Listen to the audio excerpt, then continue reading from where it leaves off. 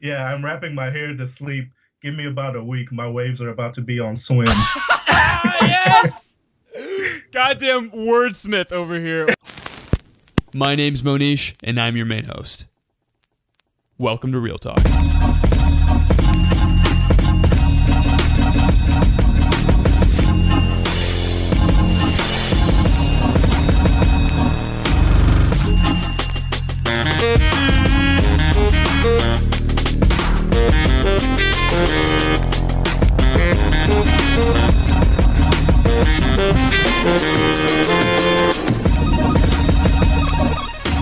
Welcome to Season 2.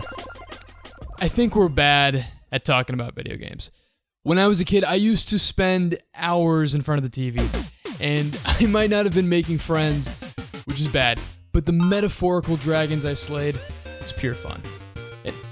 Everyone has played video games. The APA estimates that 97% of teens play video games. But are they bad? Or are they good? On this episode, we have Devyn Tammons, who not only is a great friend and likes to review movies, but he's also got extremely sassy phrases like, I'm in there like swimwear. And A1 since day one. he's awesome. Here's episode 15, Season 2.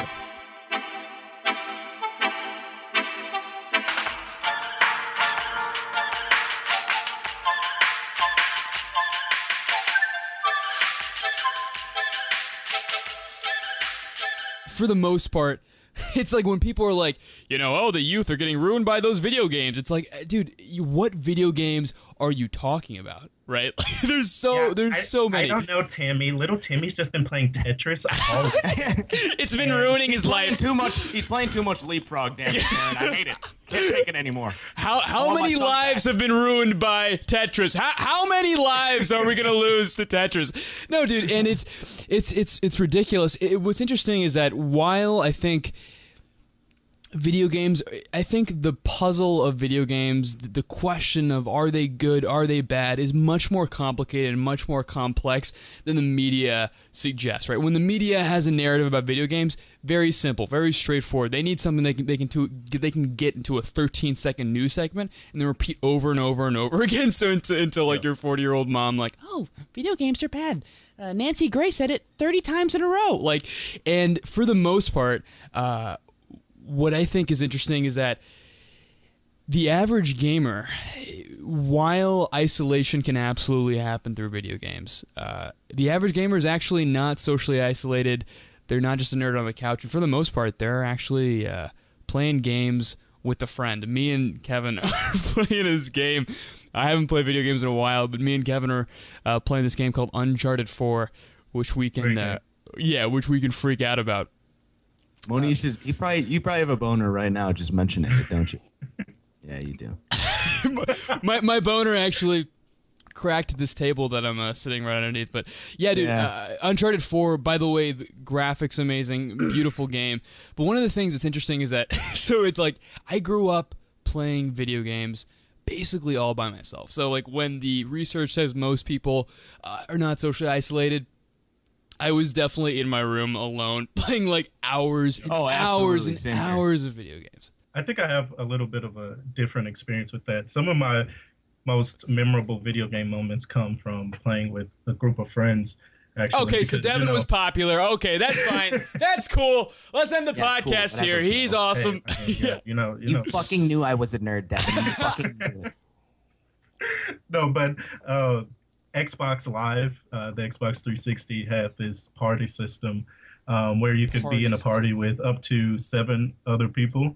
And, sometimes on a Friday night, we would just be sitting in an Xbox Live party and just hanging out, sometimes not even playing a game, just talking and chilling. So I think video games have a way of connecting people to building friendships and, maintaining them. I did the same shit. Like when I was in middle school and pretty much most of high school too, it was rather than going out on a weekend or going to like a party or something, it was typically playing video games in an Xbox Live chat or the big one was playing World of Warcraft. I was completely addicted to WoW for like 7 years of my life. But I would still be playing. You played WoW, so for the listeners, oh my God, World of Mohnish, Warcraft. I never talked to you about this. World of Warcraft, yeah. Oh, dude, I was the biggest. That's why I sucked so much. That's why I was the biggest nerd. That's why I didn't have friends. That's why I was at the bottom tier of the social hierarchies because I was too fucking busy playing World of Warcraft. World of Warcraft is a black hole like an Interstellar where you can't find your way out and you enter the fourth dimension. It's the best game ever made. It's the best game ever made, and that's why I had to quit playing it. Was because it was destroying my life, and. I was still playing with people though. I was talking to my friends online, but I think I still was experiencing the negative effects of it because I was doing it so much. World of Warcraft is a methamphetamine of the gaming world for the most part. Like it destroys it. Yeah, it was awful. Yeah. Now, what's interesting, though, is that Devyn, unlike me and Kevin, who were extremely lonely and playing our video games, Devyn made friends, right? And what's interesting is that in the APA research report, they talked about how learning pro-social skills can actually generalize to your own life. So what's interesting is that when me and Kevin, Kevin, I've played with people video games before, but it's not like enough to where it's like something I did a lot, right? When me and Kevin were playing video games, I had to like share the controller, right? I had to engage in like social skills, right? I had to talk to him. I had to engage with. It's a whole process, right? And especially when you're young and you're in adolescence, like Devyn, I'm sure for you, dude, like you probably unconsciously registered pro-social skills that generalize to your own life, right? Like you learn cooperation, you learn low-level teamwork, right?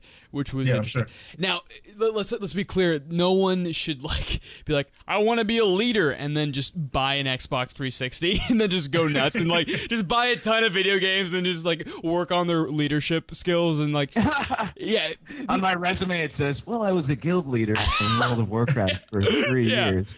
Yeah, dude, and it's weird. These seem like so there's a whole argument where technically, there's fringe benefits like, you have improved cognitive skills, you have faster and better attention allocation, higher spatial resolution and visual processing, which correlates directly with, or is predictive of being better in a STEM field. You get better creativity, but no one is going out and playing these video games for that end. So for me, it's like, it's just kind of a side effect that just happens. And it's not like, and also these improved cognitive skills can probably be learned by actually, I don't know, doing some, actual work instead of like playing. You've been in your room all day. What are you doing? I'm working on my creativity, Dad. Fuck off. Yeah. Hey, have you seen the pot bonuses for like League of Legends tournaments? Like those guys get paid hundreds of thousands of dollars. There's an entire. By the way, this is what I want to do with my life. By the way, so just for people who don't realize this, there is entire mini worlds, right? Especially with the internet coming, there's mini worlds that are highly focused on these games, on these niches, and like there are incredible. There's like there is the MLG, which is the Major League Gaming, and yes, that is a play on the MLB. Like their logo looks exactly the same. It was just with a gamer, and these guys get paid so much money. So much money. I was listening to Joe Rogan's podcast. There was this guy on Twitch. Twitch is a website where people watch, like millions of people watch other pro gamers play their games. And they pay for this. And they get apps, like their gaming personalities. And these are, it's not like a couple hundred, I'm going to go on Twitch. Like millions of people go on twitch.com. They watch like some random guy play. They're not even playing the video game. They're watching someone else play that's absurd. Like if Kevin was like, hey dude, I bought Uncharted 4. You want to watch me play it? And you just sit there and do nothing. I'd be like, fuck off, Kevin. And then I would steal his PlayStation 4 and then donkey punch him in the nuts. But with, the crazy thing is that there's like an entire world of video games of Major League Gamers, and it's mind blowing. I always think of the South Park episode of World of Warcraft where there's like this gamer guy who he becomes like the best character in the game, and all the kids in South Park are uniting to defeat him. But he has this massive status within the game, and in real life he's this like fat, gross dude who's sitting on his computer. I've seen that episode. Yeah.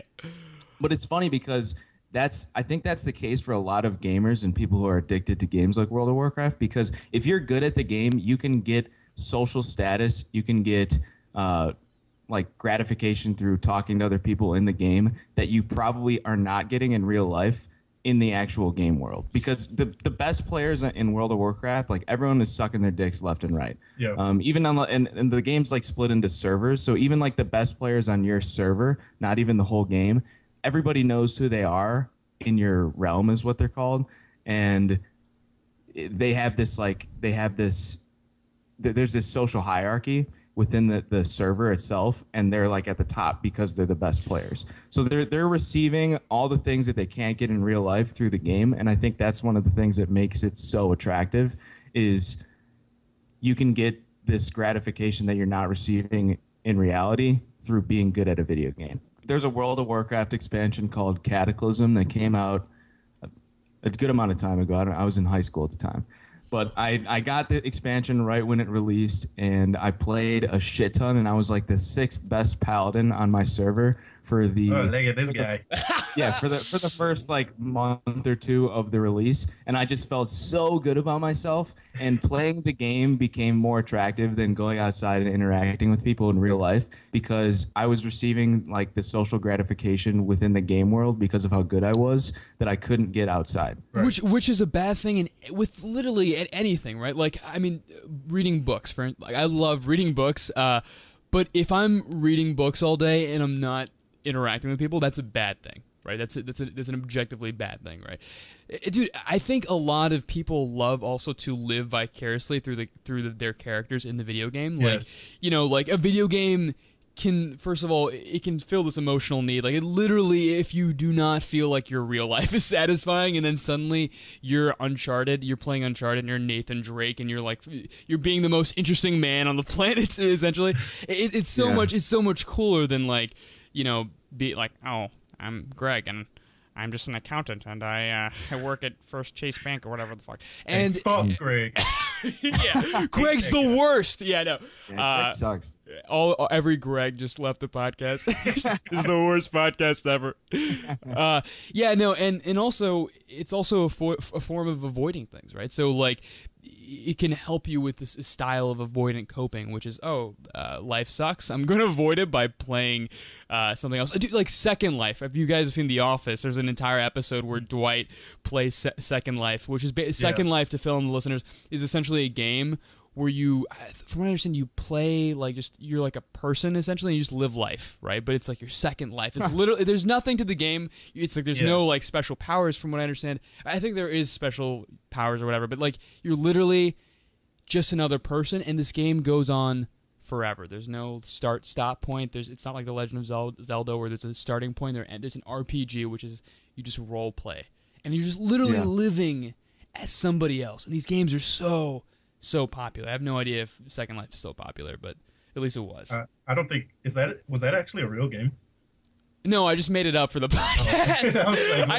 I just cherry picked a random lie from my closet of lies just to tell on the podcast. No, that was a real game. I was gonna say that whole escapism thing is especially true with like RPGs and stuff, where you get to create this character in a world that's not even remotely similar to our own, and you can create the character to look just like you, but that person isn't actually you. You know, he has powers to shoot fireballs from his hands, or he wields swords. So I think it's a way to sort of live your life through something that's not as real as in the real world. Like if you're having a shitty day at work, you can come home and, kill a dragon and you'll feel oh, honey, work was tough. I'm going to go slay a dragon with my Excalibur sword real quick. You know what?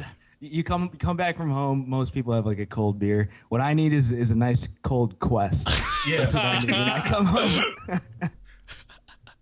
No, it's crazy. There's something about video games which is incredibly gratifying, and this it's funny because I think the picture is so much more complicated than video games are bad.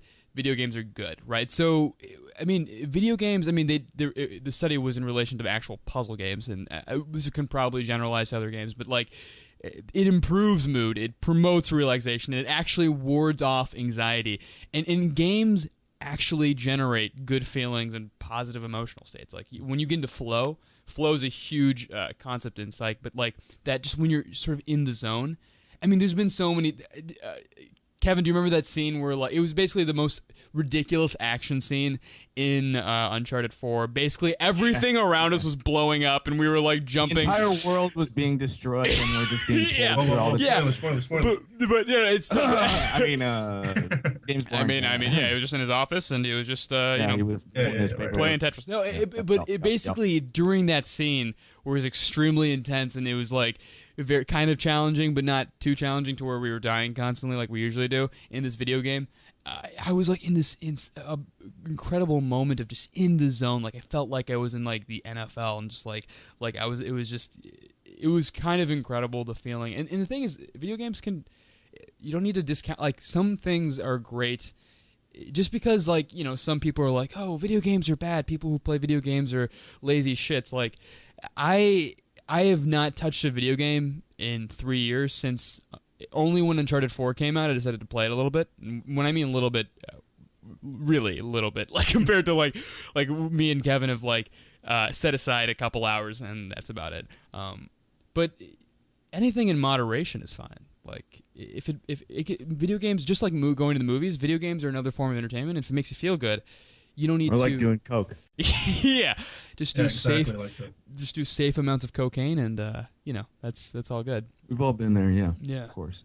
So. You know what's funny to me?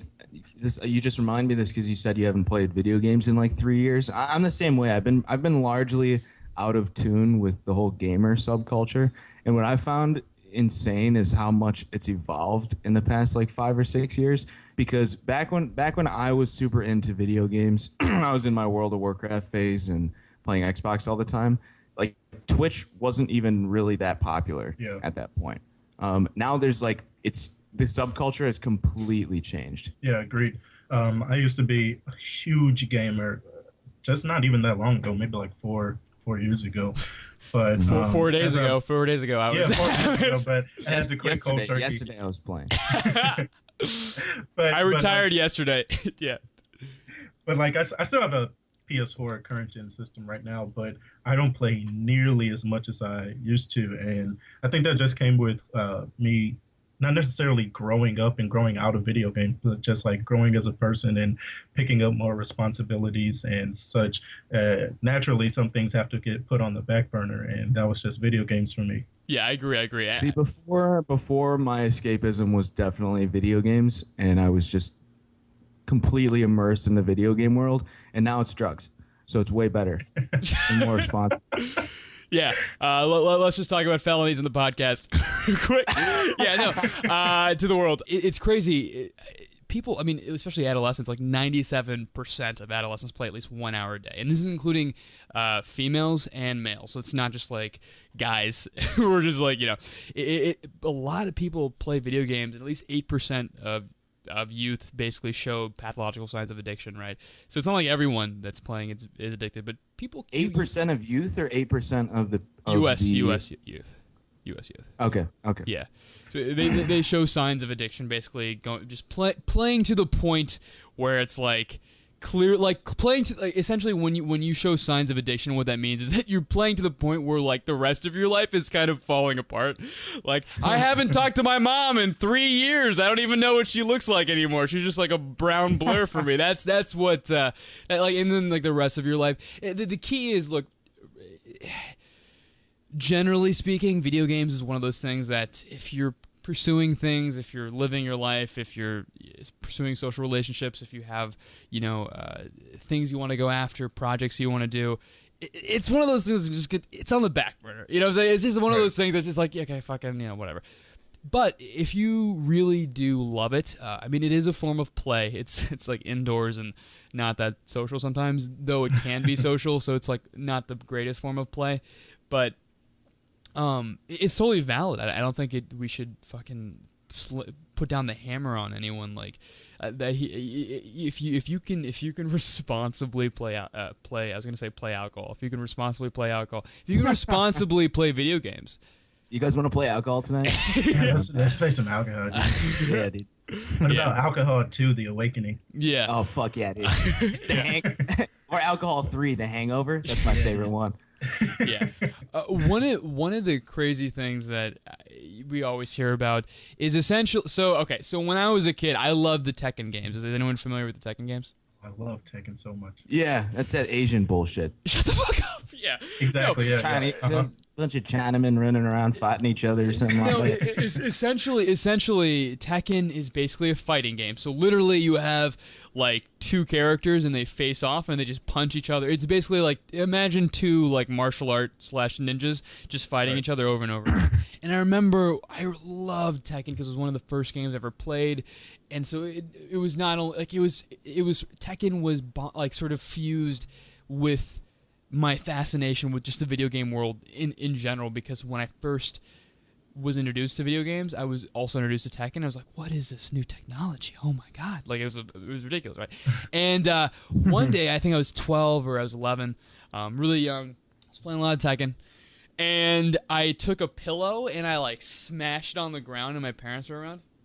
And they were like, what is he doing? and I was just smashing. I was wondering if you were going to break out the Indian beats. Yeah, 2 podcasts in a row, baby. No, I was smashing the pillow in the ground, just sort of like play fighting. Like, I mean, every kid play fights essentially. But my parents were like, Mohnish, what are you doing? And I'm like the guy in Tekken. I'm beating up the bad guys. And immediately, like, so before then, they let me play, like, whatever games I want. Then, at that moment in time, complete ban on rated T games. I was so sad. I tried to get Ratchet and Clank, which is probably, like, easily, it's a rated teen game for 13 plus, but it's one of those games, it's like cartoon characters, it's slapstick violence. It's, like, not even that bad. I tried to get it. They're like, I'm sorry.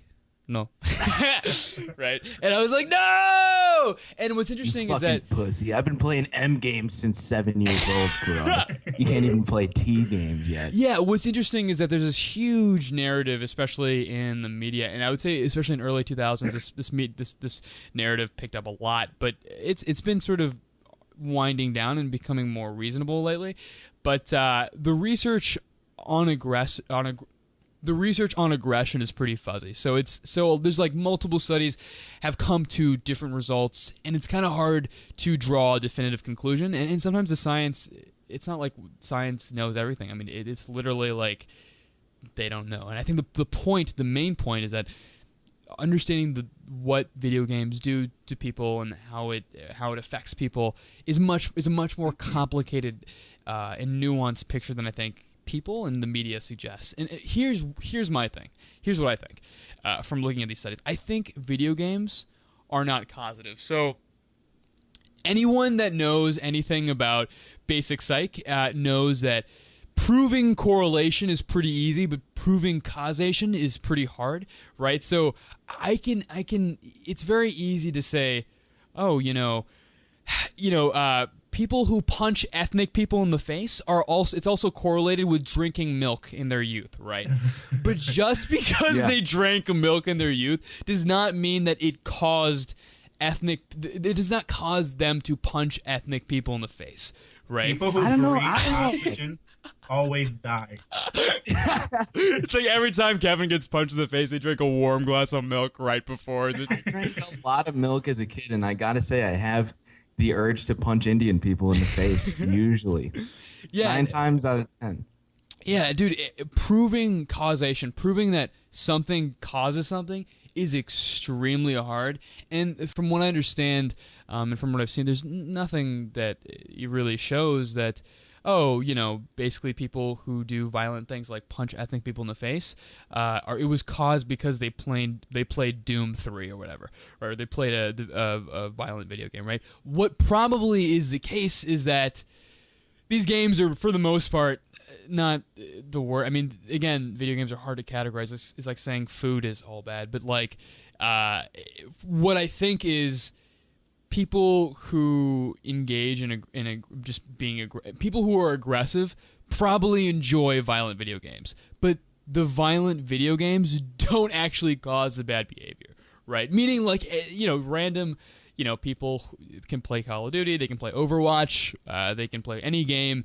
It doesn't really mean they're aggressive or whatever. Though again, there's been studies that have had weird, different conclusions, so we have no idea. But from what I understand, I mean, but it makes sense that kids that are generally punching me and Kevin constantly at the schoolyard and drinking warm glasses of milk are probably into violent video games.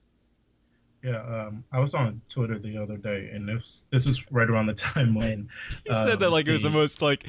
So I was on Twitter the other day, and but that's not a normal sentence. Yeah. But yeah, I was on Twitter the other day, and it was right at, like a few days after the Orlando Post shooting happened. And you know, every time when something like this happens, video games always have to get mentioned. And I was just scrolling through the timeline, and I see Lupe Fiasco, of all people, debating with people online on whether or not video games had anything to do with it.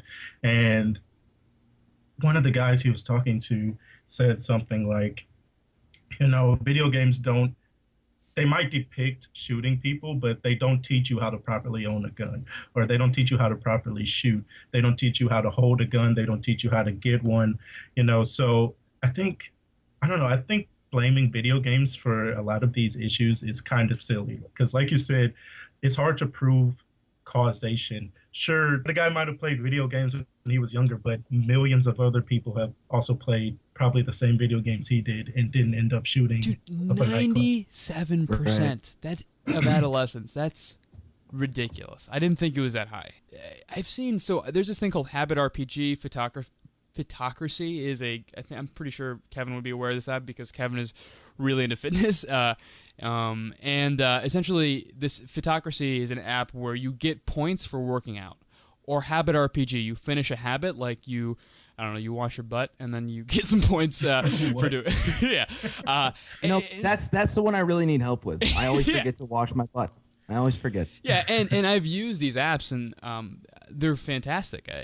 By adding the structure of a game to your life, to your everyday life, like making your life seem like a quest, can actually improve motivation, right? And one of the really cool things, I don't know if you tell me what you guys think about this, but is that video games, in a weird way, like especially when you're young, there's so many games where you just have to keep on trying and trying and trying and trying until you break through, right? Until you win the game, you slay the dragon, and then I don't know. Essentially, in a weird way, in the same way that gamification can actually be, applied to your life, like just doing this can can solidify some kind of like optimistic motivational style that just in the face of like hard things, you persist rather than just kind of giving up and be like, it's too hard, and then you like give up the game and you snap it in half, and then See, gaming is how I learned all my study habits and my work ethic and everything. So now every time that I can't complete a task, I just throw whatever it is at the wall very hard, much like I did when I played video games. And it's worked out fine for me thus far. Yeah. Yeah. Did you guys ever break a controller playing a video game? Like you got 100%. So pissed. Yeah. Yep. Really? I've never broken a controller because I was angry at the controller or the game. No, I definitely have. When I was playing Halo 3, and I was in a ranked game. I think it was like Lone Wolf, which is like a free-for-all type game. Yeah. And I just kept fucking dying, and I wanted my rank to go up from like 34 to 35, and it went down instead. And I just whipped my like original white Xbox controller at the wall in my room. And in my room at my house, like back in the suburbs, there's still a hole in the wall, covered by a Bruce Lee poster that I bought for the purpose of hiding that hole. Yeah. And Bruce Lee's doing a job protecting your vandalism and your damage. Yeah, dude, that's crazy. Exactly. Yeah. Any last thoughts? I want to play Uncharted. Let's go right now.